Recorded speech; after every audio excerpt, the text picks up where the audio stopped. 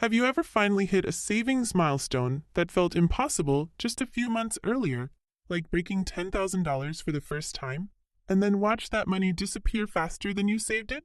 Maybe you spent it on a car repair and some furniture, and suddenly you're back to square one, wondering why you even bothered saving in the first place. Or maybe you've got $10,000 sitting in your checking account right now, and you're not really sure what you're supposed to do with it. So it's just kind of sitting there while you try to figure out your next move. Here's something that might shock you. What you do when you hit $10,000 in savings will determine whether you build actual wealth or stay broke for the rest of your life, and most people make the exact wrong choice at this critical moment. My name is Alicia, and I've spent years watching people hit their first real savings milestone and then completely sabotage their financial future by mishandling it. If you've worked hard to save $10,000 and you want to make sure it's the beginning of building wealth instead of just a temporary win that evaporates into nothing, make sure to subscribe to the channel and hit that like button if this information helps you out. Here's what most people get completely wrong about hitting $10,000. They treat it like they just won the lottery. They've been grinding and sacrificing and saying no to things they wanted, and finally they hit this 5-figure milestone. So their brain tells them they deserve to celebrate, to treat themselves, to finally buy that thing they've been wanting. And before they know it, that $10,000 has been spent on a nicer car, some home upgrades, a vacation they convinced themselves they earned, and maybe some other random purchases that seemed justified at the time. 6 months later, they're back to having almost nothing saved, wondering why building wealth feels impossible. The brutal truth is that $10,000 is both a lot of money and completely insignificant at the same time. It's a lot of money in the sense that most Americans don't have it. According to various surveys, somewhere around 40% of Americans couldn't cover a $1,000 emergency without going into debt, so having $10,000 already puts you ahead of nearly half the population. You should feel proud of yourself for getting there. But $10,000 is also basically nothing in terms of actual financial security. It's not enough to retire on, obviously. It's not enough to buy a house in most markets. It's barely enough to cover a few months of expenses if you lost your job. $10,000 is not wealth. It's the foundation you build wealth on top of, and what you do with it next determines everything. Let me tell you exactly what happens to most people who hit $10,000 in savings and why they stay broke despite reaching this milestone. They've got the money sitting in their checking account because that's where they've been accumulating it. They look at their account balance, and it feels amazing to see that 5-figure number. But because it's sitting in their checking account, it doesn't feel separate from their regular spending money. It's all just kind of mixed together. So they start making slightly bigger purchases than they normally would. Nothing crazy, just spending a little more freely because, hey, they've got $10,000. They can afford it. Maybe they go out to dinner a few more times than usual. Maybe they buy some clothes they've had their eye on. Maybe they upgrade their phone even though their current one works fine. Each individual purchase seems reasonable. They're not blowing thousands of dollars on anything crazy. But these slightly elevated spending habits continue for weeks or months, and slowly that $10,000 starts dropping. $9,000, $8,500, $7,800. They notice it's going down, but they tell themselves they'll be more careful next month and build it back up. Except they never do because they've already adjusted to this slightly higher spending level and they can't seem to dial it back down.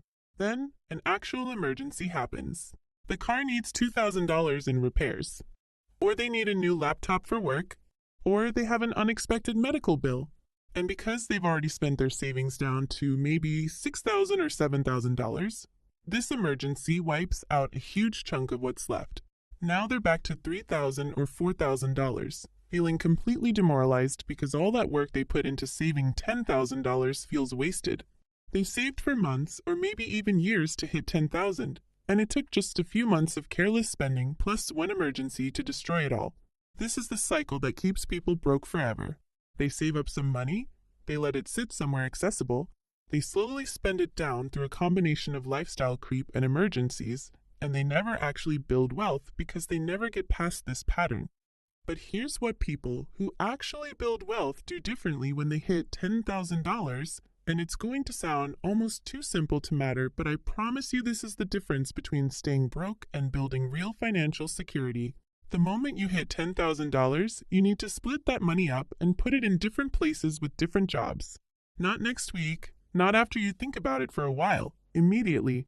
Because as long as that $10,000 is sitting in one account that you can easily access, you're going to slowly spend it.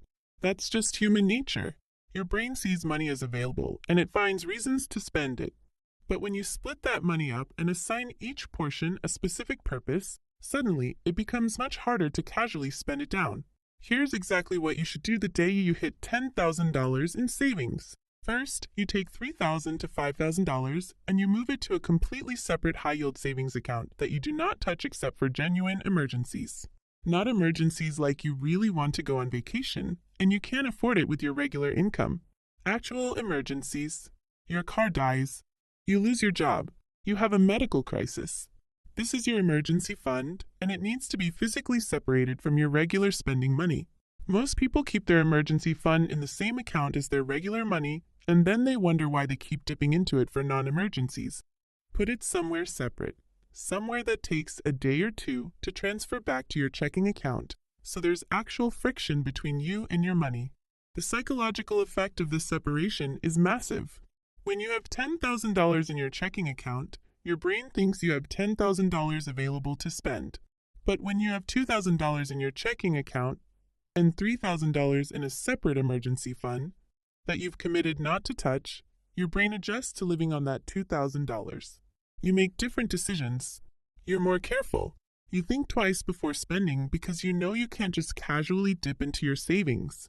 Now here's where most people screw this up, even if they do create a separate emergency fund. They put their entire $10,000 into that emergency fund, and then they feel really good about themselves for being financially responsible. And that's not terrible. Having $10,000 in an emergency fund is definitely better than having it scattered across random purchases. But it's also not optimal, because money sitting in a savings account earning 1% or 2% interest is barely keeping up with inflation. You're being safe with your money, but you're not building wealth.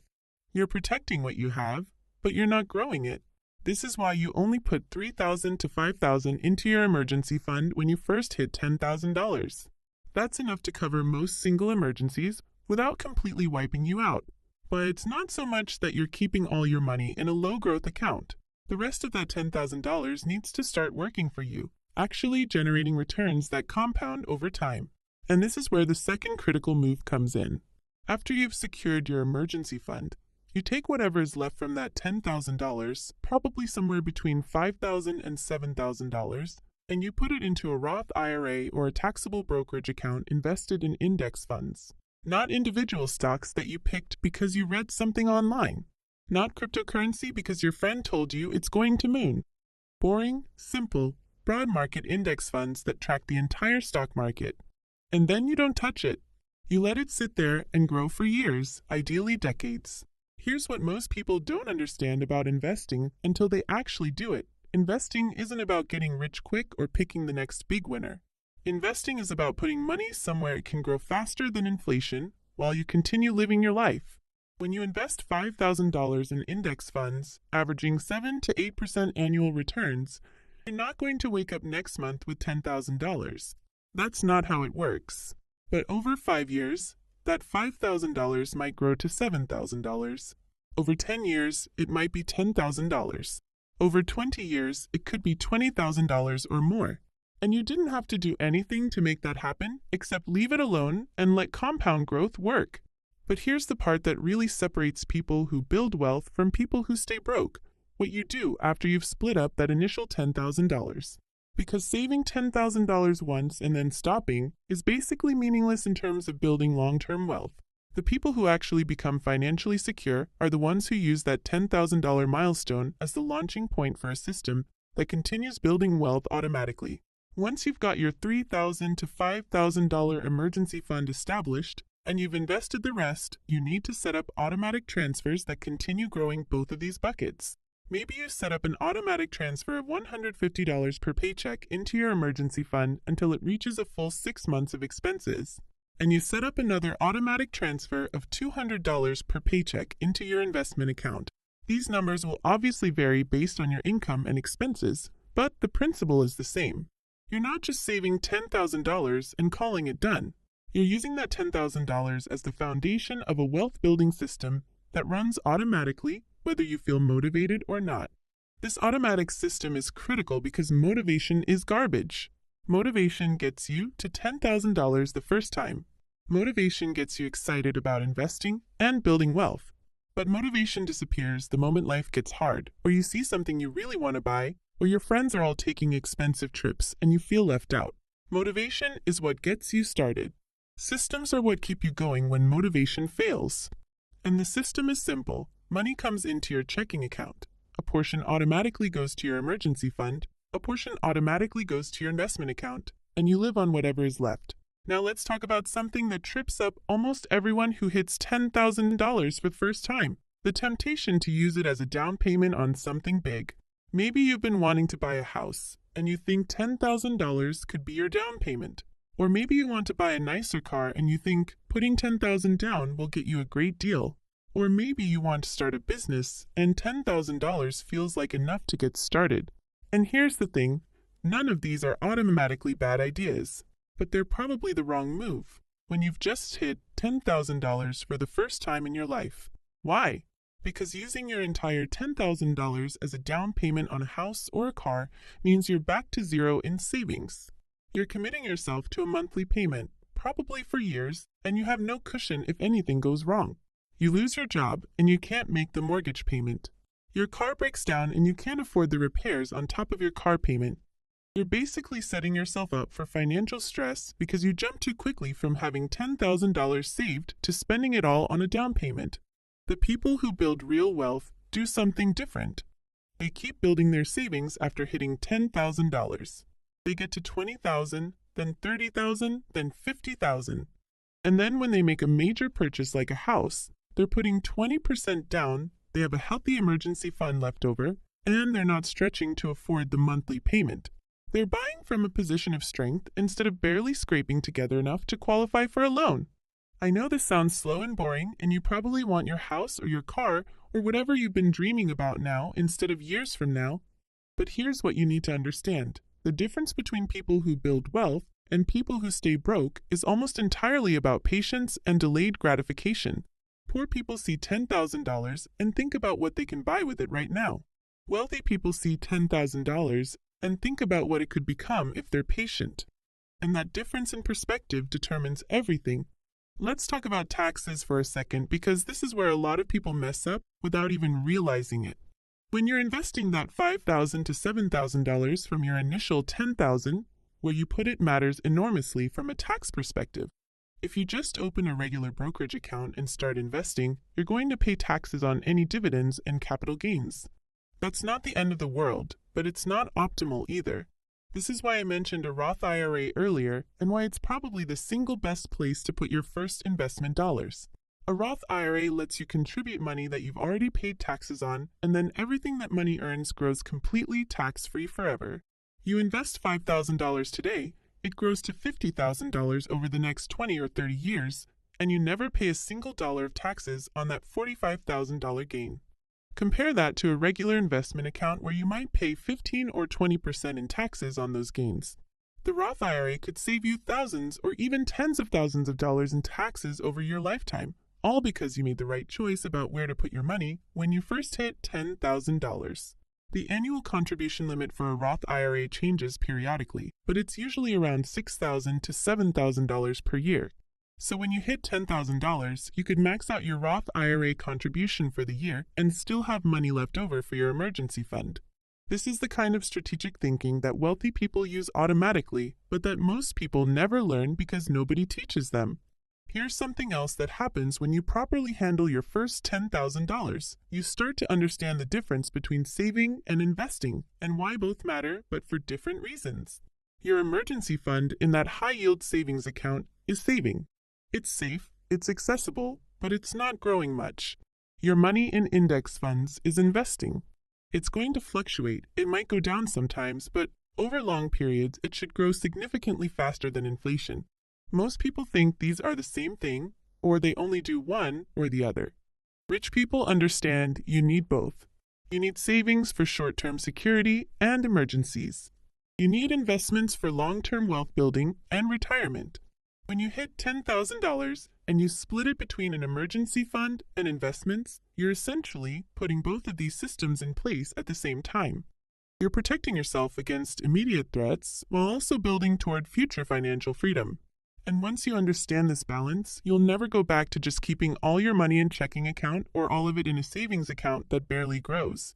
Now let's address the biggest psychological hurdle that stops people from doing any of this, the fear of locking up their money where they can't easily access it. They've worked so hard to save $10,000, and the idea of putting $5,000 of it into an investment account where they can't just withdraw it whenever they want feels scary. What if they need it? What if there's an emergency? What if they regret it? This fear keeps people poor because they never move past holding cash to actually investing and building wealth. But here's the reality.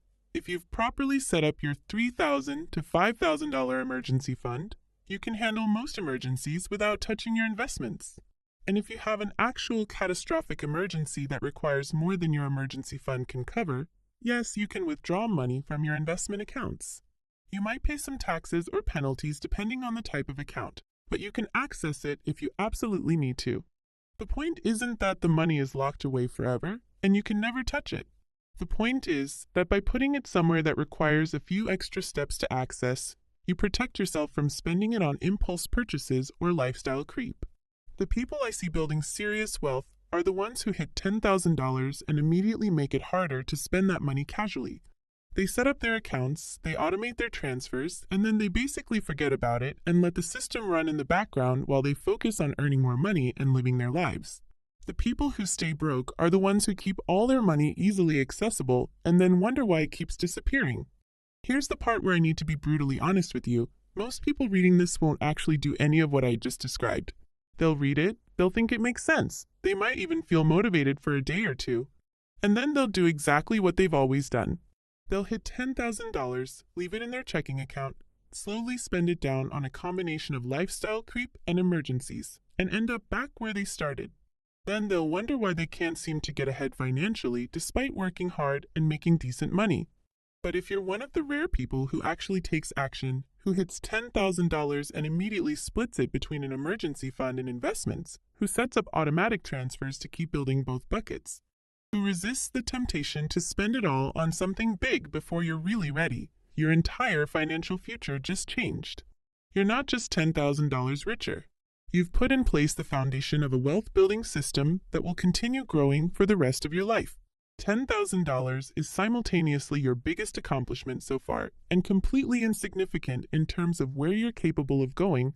What you do with it determines which of those perspectives becomes your reality.